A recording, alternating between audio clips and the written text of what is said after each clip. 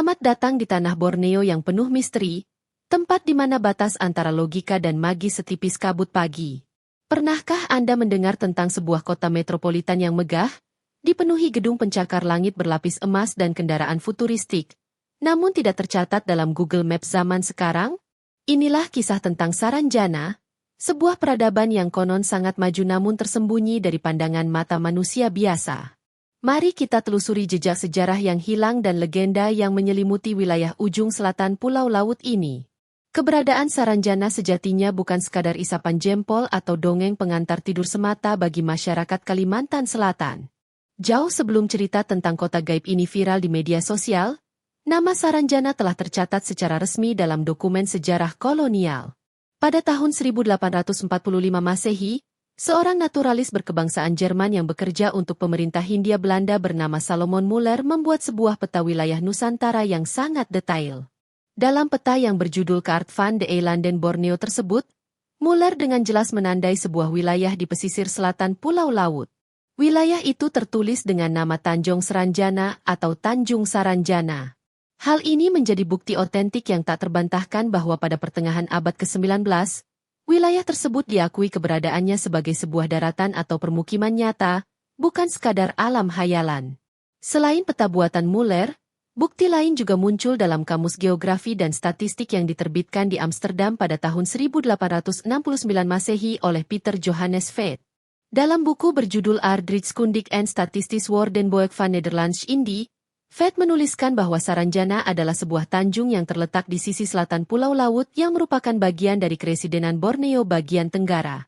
Fakta-fakta ini memunculkan pertanyaan besar di kalangan sejarawan dan peneliti modern tentang apa yang sebenarnya terjadi pada Saranjana. Apakah dulunya ada sebuah kerajaan atau kampung makmur yang kemudian hancur karena bencana alam? Ataukah penduduknya sengaja mengisolasi diri? Dokumen sejarah berhenti mencatat nama Saranjana setelah era tersebut, seolah-olah wilayah ini lenyap di telan bumi. Hilangnya nama Saranjana dari peta modern Indonesia menjadi awal mula transisi dari fakta sejarah menjadi mitos supranatural. Penduduk lokal mulai meyakini bahwa Saranjana tidak hancur, melainkan berpindah dimensi ke alam yang tidak kasat mata. Sejak saat itulah, narasi tentang Tanjung Saranjana berubah menjadi legenda kota gaib Saranjana yang kita kenal hari ini. Secara administratif di dunia nyata, gerbang menuju kota gaib ini sering dikaitkan dengan sebuah wilayah di Kabupaten Kota Baru, Kalimantan Selatan. Lokasi persisnya berada di Desa Oka-Oka, Kecamatan Pulau Laut Kelautan. Di sana terdapat sebuah bukit yang rimbun dan berbatasan langsung dengan laut lepas, yang oleh warga setempat disebut sebagai Bukit Saranjana. Pemandangan di sekitar Bukit Saranjana sangatlah indah namun memancarkan aura yang berbeda dari bukit-bukit lainnya. Pepohonan tumbuh sangat lebat dengan susunan bebatuan karang yang kokoh menghadap ke laut. Bagi mata orang awam, tempat ini hanyalah hutan belantara yang sunyi dan jauh dari hiruk-pikuk peradaban modern, tempat di mana hanya suara ombak dan angin yang terdengar.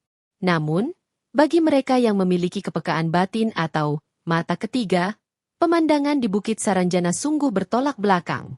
Mereka tidak melihat hutan belantara, melainkan sebuah gerbang kota yang sangat megah. Penduduk lokal di Desa Oka-Oka sangat menghormati wilayah ini dan memiliki banyak pantangan atau aturan tidak tertulis saat berada di dekat kawasan tersebut, agar tidak menyinggung penghuni tak kasat mata. Atmosfer di sekitar lokasi ini seringkali berubah secara tiba-tiba tanpa peringatan alam yang jelas. Terkadang, nelayan yang melintas di malam hari mengaku mendengar suara riuh rendah seperti suara keramaian kota, suara musik, atau deru mesin kendaraan, padahal di sana tidak ada satupun rumah penduduk. Fenomena suara misterius ini sudah menjadi rahasia umum bagi masyarakat Kota Baru. Keyakinan tentang lokasi ini begitu kuat sehingga pemerintah daerah setempat pun mengakui keberadaan legenda ini sebagai bagian dari kearifan lokal. Meskipun secara fisik hanyalah bukit dan tanjung, namun secara spiritual, tempat ini dianggap sebagai pusat pemerintahan dari kerajaan gaib yang berkuasa di wilayah tersebut. Latar belakang mitologi Saranjana tidak bisa dilepaskan dari cerita rakyat tentang kerajaan Halimun. Alkisah pada masa lampau, hiduplah seorang raja yang sakti mandraguna bernama Raja Pakurindang. Sang raja dikenal sebagai penguasa yang adil namun memiliki beban berat untuk membagi wilayah kekuasaannya, agar tidak terjadi perselisihan di kemudian hari. Raja Pakurindang memiliki dua orang putra yang memiliki karakter berbeda, yaitu Sambu Batung dan Sambu Ranjana. Menjelang akhir hayatnya, sang raja harus memutuskan nasib kedua putranya tersebut. Ia tidak ingin kedua anaknya berebut tahta, sehingga ia mengambil keputusan besar untuk membagi alam kekuasaan, bukan sekadar membagi wilayah tanah. Dalam titahnya yang penuh kekuatan magis, Raja Pakurindang memerintahkan Sambu Batung untuk menguasai alam manusia atau alam nyata. Sambu Batung dan keturunannya kemudian berbaur dengan manusia biasa dan menyebar menjadi penduduk yang mendiami gunung dan daratan pulau laut. Mereka hidup seperti manusia pada umumnya, bercocok tanam, dan membangun desa. Sementara itu, Sambu Ranjana diperintahkan oleh ayahnya untuk menguasai alam gaib. Ia diminta untuk menyepi dan membangun kerajaannya di wilayah yang tidak terlihat oleh mata kasar manusia, namun tetap berada di lokasi yang sama. Sambu Ranjana pun mematuhi perintah tersebut dan mulai membangun peradabannya sendiri di dimensi yang berbeda, yang kemudian dikenal sebagai Kerajaan Saranjana. Pemisahan dua dimensi inilah yang menjadi dasar kepercayaan masyarakat bahwa penduduk Saranjana sebenarnya masih memiliki hubungan darah dengan manusia. Perjanjian lama antara Sambu Batung dan Sambu Ranjana diyakini masih berlaku hingga hari ini, di mana kedua dunia hidup berdampingan di tanah yang sama namun di dimensi yang berbeda, saling menjaga batas agar tidak saling mengganggu. Berbeda dengan gambaran kerajaan gaib pada umumnya yang sering dicitrakan kuno atau primitif, Saranjana digambarkan sebagai kota yang sangat futuristik. Berdasarkan kesaksian orang-orang yang mengaku pernah masuk ke sana, peradaban Saranjana jauh lebih maju dibandingkan peradaban manusia modern saat ini, bahkan melampaui kota-kota besar seperti Jakarta atau Tokyo. Kota Saranjana disebut-sebut memiliki gedung-gedung pencakar langit yang menjulang tinggi menembus awan dengan arsitektur yang sangat artistik. Dinding-dinding bangunannya berkilauan seperti terbuat dari perak atau kaca kristal yang tidak mudah pecah. Jalan-jalan di kota tersebut sangat lebar, bersih, dan tersusun rapi tanpa ada sampah sedikit pun yang berserakan.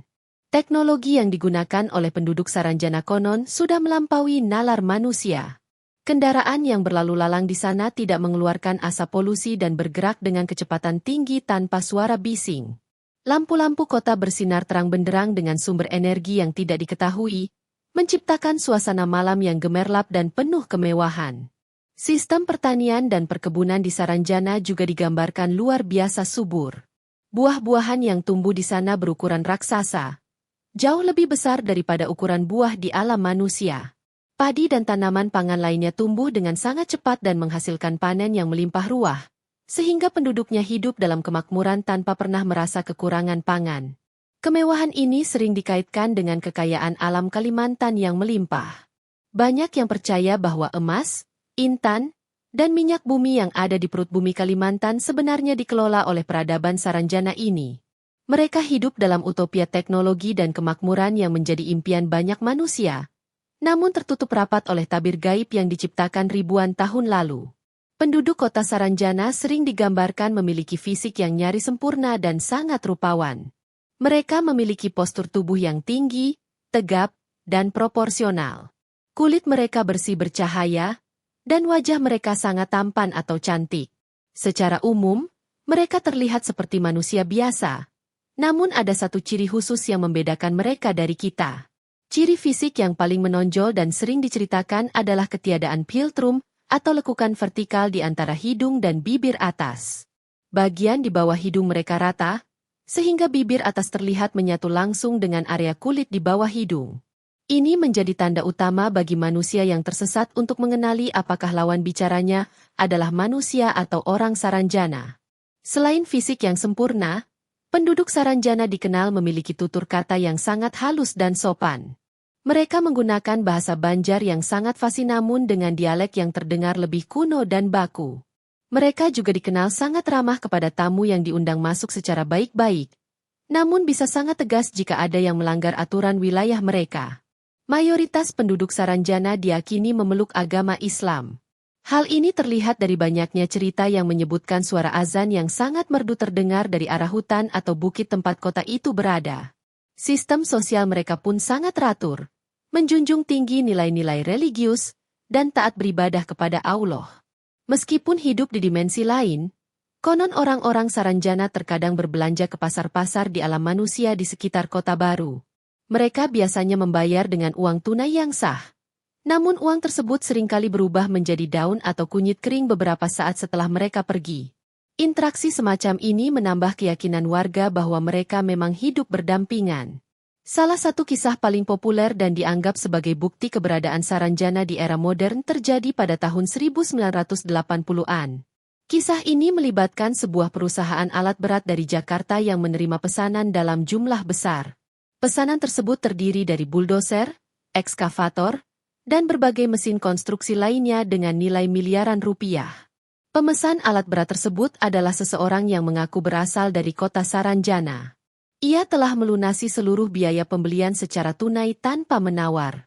Alamat pengiriman yang diberikan sangat jelas, menunjuk ke sebuah lokasi di wilayah kota baru. Perusahaan ekspedisi pun mengirimkan alat-alat berat tersebut menggunakan kapal tongkang menuju titik koordinat yang diminta. Keanehan terjadi ketika kapal tongkang dan para kru tiba di lokasi pengiriman. Mereka terkejut karena alamat yang dituju ternyata bukanlah sebuah pelabuhan atau lokasi proyek pembangunan, melainkan sebuah pantai sunyi yang berbatasan langsung dengan hutan belantara dan bukit. Tidak ada tanda-tanda kehidupan, apalagi sebuah kota yang membutuhkan alat berat. Para kru ekspedisi sempat kebingungan dan mencoba menghubungi kembali nomor kontak pemesan. Namun tidak ada jawaban. Warga lokal yang melihat kedatangan alat berat tersebut kemudian memberitahu para kru bahwa lokasi yang mereka tuju adalah wilayah angker yang dikenal sebagai gerbang kota Saranjana. Warga meyakini alat-alat itu memang dipesan oleh orang sebelah untuk pembangunan di kota mereka. Kisah pesanan alat berat ini menjadi legenda urban yang sangat melegenda hingga kini. Meskipun alat-alat berat itu akhirnya terbengkalai atau ditarik kembali karena tidak ada penerima fisik yang muncul, namun catatan administrasi tentang pesanan yang sudah lunas tersebut menjadi misteri yang sulit dipecahkan oleh logika bisnis maupun hukum. Ini memperkuat dugaan bahwa ekonomi Saranjana memang nyata. Masuk ke dalam wilayah Saranjana bukanlah perkara mudah, namun keluar dari sana jauh lebih sulit. Ada sebuah hukum alam yang berlaku di sana, mirip dengan konsep relativitas waktu. Waktu di dalam kota Saranjana berjalan jauh lebih lambat dibandingkan waktu di alam manusia. 1 hari di Saranjana bisa setara dengan seminggu, sebulan, atau bahkan bertahun-tahun di dunia nyata. Banyak kisah tentang orang hilang yang tiba-tiba kembali setelah dianggap mati selama bertahun-tahun. Saat kembali, mereka merasa hanya pergi selama beberapa hari saja. Penampilan fisik mereka pun tidak berubah menua, seolah-olah waktu berhenti berputar bagi mereka. Fenomena ini membuat keluarga yang ditinggalkan seringkali mengalami kesedihan mendalam karena ketidakpastian nasib kerabatnya. Selain jebakan waktu, ada pula pantangan keras mengenai makanan. Siapapun manusia yang masuk ke Saranjana dilarang keras memakan makanan yang disuguhkan di sana, terutama nasi yang berwarna merah atau buah-buahan lokal. Konon, jika seseorang telah menelan makanan dari alam Saranjana, maka tubuh fisiknya akan terikat dengan dimensi tersebut selamanya. Orang yang memakan hidangan Saranjana tidak akan bisa kembali ke alam nyata. Jiwa dan raga mereka akan bertransformasi menyesuaikan frekuensi alam gaib tersebut. Mereka akan menjadi penduduk tetap Saranjana dan melupakan kehidupan masa lalu mereka di dunia manusia, termasuk melupakan keluarga, istri, dan anak-anak yang mereka cintai. Oleh karena itu, para tetua adat atau orang pintar selalu berpesan, jika tersesat atau dibawa masuk ke alam sana, jagalah puasa dan jangan tergiur oleh kemewahan jamuan makan yang disediakan. Keteguhan hati dan doa memohon perlindungan kepada Allah adalah satu-satunya kunci agar bisa pulang dengan selamat ke pangkuan keluarga.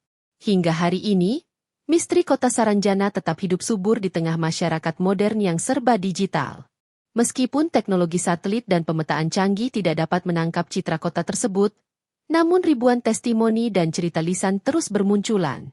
Fenomena ini menarik perhatian banyak konten kreator, peneliti budaya, hingga wisatawan yang penasaran ingin membuktikan kebenarannya.